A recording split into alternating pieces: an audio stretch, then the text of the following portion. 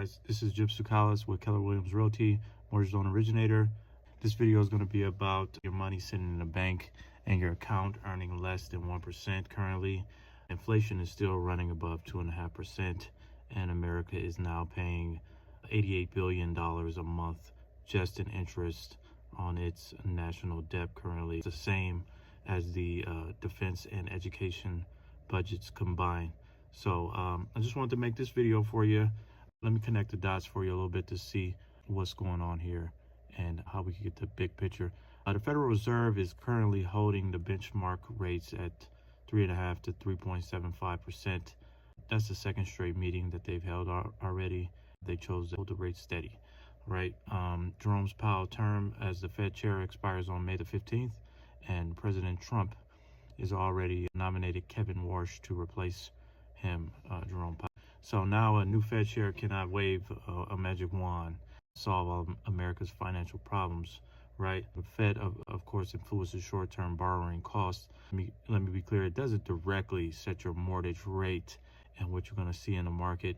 Markets are already priced in one possible rate cut later on this year, possibly, but the timing is uncertain, especially with all activity happening in the Middle East currently.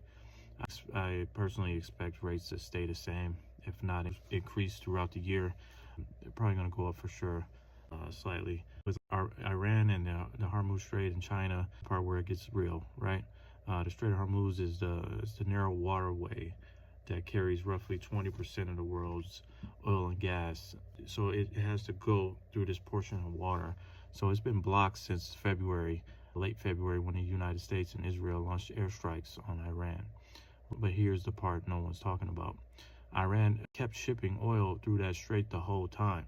So, and every single barrel went to China. China is spending money with Iran currently and exchanging goods with them. According to CNBC and tank trackers, Iran sent at least 11.7 million barrels to China after the war began, all under their escort. China pays in yuan, not the US dollars, so that kind of affects the US dollar, makes it weaker. Iran and China have a 25-year strategic partnership signed in 2021. So even if the US backs out or tightens sanctions, Iran has a buyer. China has the oil.